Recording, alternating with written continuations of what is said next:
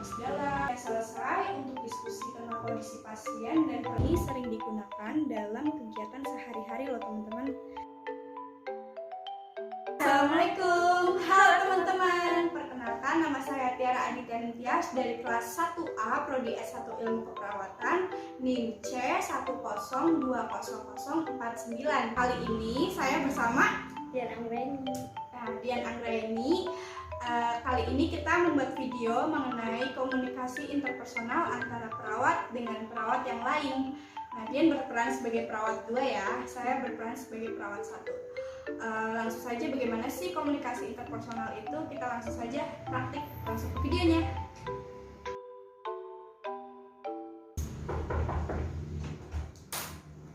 Assalamualaikum. Waalaikumsalam Sus Dian, silakan duduk. Terima kasih.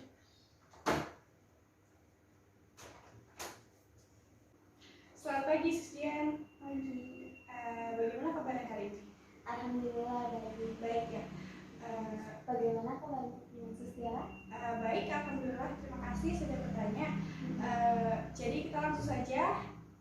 Kita pada hari ini kan bekerja dalam satu tim ya, Sus. Jadi saran saya sebelum kita bekerja, mari kita lakukan diskusi kecil terlebih dahulu terkait kondisi pasien kita. Bagaimana, Sus? Oke, baik.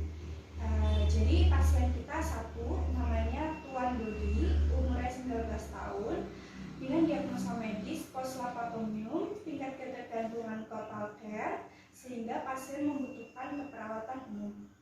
Pasien mengeluhkan nyeri di daerah lokasi post operasi abdomen dengan skala nyerinya 3, nyeri terasa tertusuk-tusuk, dan nyeri dirasakan pasien ketika bergerak, dan nyeri berkurang apabila pasien sedang beristirahat, seperti itu Sus. Klien tidak bisa melakukan aktivitas secara mandiri dan klien menyatakan belum mandi selama 2 hari. Nah, jadi bagaimana rencana kamu untuk keperawatan pasien ini, Sus? Baik, terima kasih. Menurut saya ada masalah keperawatan ditemukan ada 2 ya. Yang pertama yaitu nyeri akut, karena pasien mengeluhkan nyeri di daerah post operasi dan skalanya 3 ya. Iya, betul. Masalah keperawatan yang kedua yaitu intoleransi aktivitas, karena tingkat ketergantungan pasien total care dan pasien tidak bisa melakukan aktivitas secara mandiri. Jadi dari 2 masalah keperawatan itu lebih baik kita bagi 2 saja ya. Oke. Untuk penyelesaiannya. Untuk Sus Tiara keperawatan pertama dan saya keperawatan kedua. Bagaimana? Oke. Saya sangat setuju untuk masalah keperawatan 2 tadi, intoleransi aktivitas ya Sus. Jadi rencana apa yang akan kamu buat? Secara kan tadi suster mengatakan bahwa keperawatan 2 dipegang oleh Sus Dian gitu ya. Rencana apa yang akan kamu buat pada pasien Sus? Oke, pada intoleransi aktivitas rencana yang akan saya buat, pertama mempertimbangkan gerak pasien saat mempromosikan aktivitas keperawatan diri. Yang kedua, karena pasien tidak bisa melakukan aktivitas mandiri, saya akan membantu pasien untuk memandikan dan menggosok gigi.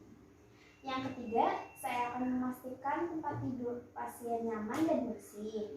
Keempat, saya akan menyiapkan lingkungan terapeutik dengan memastikan kehangatan, suasana rileks, dan privasi.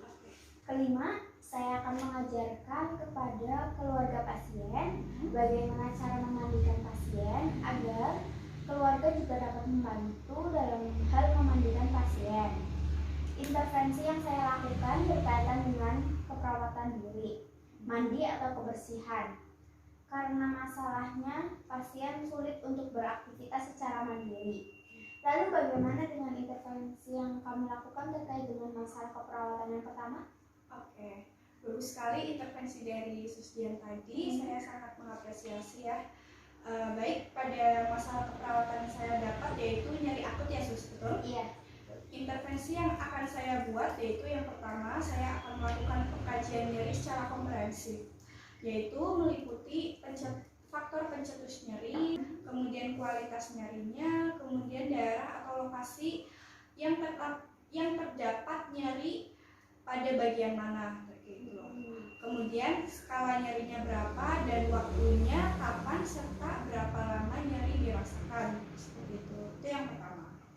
Kemudian yang kedua, saya akan memberikan informasi terkait penyebab dari nyeri pada pasien itu sendiri dan waktunya itu berapa lama dia dapat merasakan nyerinya tersebut. Kemudian yang ketiga, memonitor tanda-tanda vital.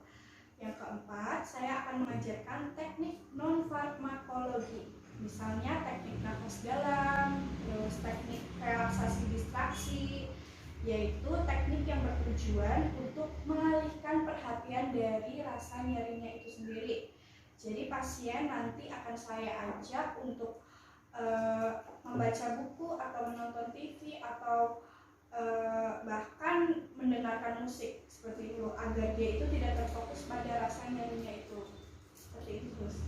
Kemudian yang kelima, saya akan menganjurkan pasien untuk istirahat dan tidur yang cukup agar seperti tadi, agar pasien tidak merasakan nyerinya itu. Seperti itu sih kurang lebih. Jadi itu tadi intervensinya yang akan saya lakukan. Nah, intervensinya itu seperti yang kita tahu agar pasien dapat merasakan pengurangan nyeri hingga pada tingkat kenyamanannya. Seperti itu, Sus. Oke, baik. Untuk pembagian jam kerjanya bagaimana ya? Untuk pembagian jam kerjanya, jadi karena tadi Susdian ada intervensi yang memandikan pasien, betul? Maka Susdian yang akan bekerja dari jam 9 hingga jam 11 siang nanti ya. Nah, kemudian saya yang akan menggantikan Susdian dari jam 11 hingga jam 2 siang nanti. Bagaimana, Susdian? Setuju? Oke, baik, saya sangat setuju.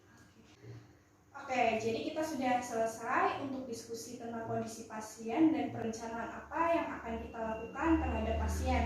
Bagaimana menurut Susdian atas diskusi kali ini? Saya rasa cukup ya adanya diskusi ini. Saya rasa pekerjaan kita menjadi lebih mudah dan terarah. Baik, saya rasa juga seperti itu. Dengan adanya diskusi ini, kita semakin mudah bekerja dan sangat membantu kita sekali ya, Sus. Jadi bagaimana, apakah Susdian ingat dari intervensi yang sudah kamu buat dan yang akan dilakukan kepada pasien? Apakah masih ingat? Iya, masih ingat. Dan sudah saya catat juga nih. Bagaimana dengan kamu? Oke. Baik, saya juga sudah catat semua tadi. Oke, diskusi kita sudah selesai dan selanjutnya kita akan kembali bekerja dan insya Allah kita harus lakukan yang terbaik untuk pasien seperti itu. Baik, jika seperti itu saya izin pamit dulu ya. Terima kasih. Assalamualaikum. Sama-sama. Waalaikumsalam. Hati-hati ya, Sus. Iya. Nah, gimana teman-teman? Videonya menarik nggak? Nah, untuk menambah pengetahuan teman-teman nih mengenai komunikasi interpersonal, saya akan jelaskan sedikit. Komunikasi interpersonal itu apa sih? Nah, komunikasi interpersonal itu menurut materi yang saya baca adalah komunikasi yang terjadi antara dua individu atau lebih dan pesan berisi verbal maupun nonverbal. Komunikasi ini sering digunakan dalam kegiatan sehari-hari loh teman-teman, dan penting untuk kehidupan sosial dengan tujuan dapat untuk bertukar pikiran, dapat membantu atau membuat keputusan, dan dapat melakukan tindakan yang sesuai dengan kehidupan. Wah, penting banget ya ternyata komunikasi interpersonal itu. Nah, tadi kita sudah bicarakan mengenai tujuan komunikasi interpersonal. Namun itu masih sedikit ya teman-teman. Nah, saya coba untuk menjelaskan atau mencoba untuk menjabarkan dari materi yang sudah saya baca. Yang pertama ada menemukan diri sendiri. Artinya di sini memberi kesempatan untuk diri kita untuk membicarakan diri kita sendiri. Nah, pastinya itu ada juga di keperawatan seperti saat kita melakukan mungkin konseling. Nah, itu kan kita juga membicarakan diri kita sendiri. Mungkin seperti itu.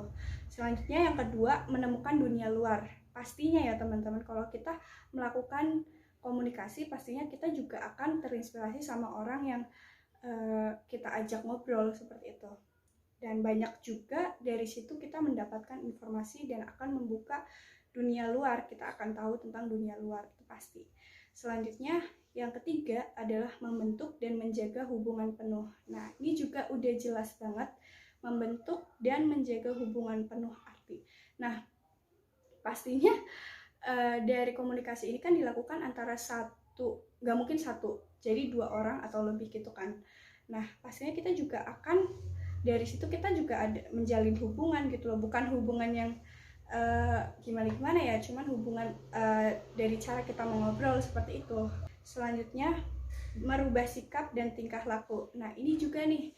Nah, dari kita ngobrol itu, saya juga tadi sudah mengatakan kita bisa saja terinspirasi sama orang yang kita ajak ngobrol. Nah, dari situ kita ambil tuh sisi positifnya dari dia, kayak nah itu juga bisa merubah tingkah laku kita atau memberi inspirasi kepada kita, kayak gitu. Kita ambil yang positifnya kayak gitu. Selanjutnya, untuk bermain dan kesenangan. Komunikasi interpersonal ini kan tidak selalu baku, tidak selalu resmi gitu kan. Nah, tadi sudah dijelaskan juga bakalan terjadi pada kehidupan sehari-hari. Pastinya saat kita bermain, saat kita bersenang-senang, kita juga hampir menggunakan komunikasi interpersonal ini. Seperti itu. Untuk membantu orang lain. Nah, ini yang ada di keperawatan menurut saya. Karena dari komunikasi interpersonal dalam keperawatan ini yang kita tuju adalah bagaimana kita mendapatkan solusi atau pemecahan masalah untuk pasien, seperti itu teman-teman. Nah, semoga pengetahuan informasi yang saya bagikan tadi dapat bermanfaat untuk teman-teman semua, dan semoga videonya juga dapat bermanfaat untuk teman-teman semua yang sudah menonton. Terima kasih semuanya. Wassalamualaikum warahmatullahi wabarakatuh.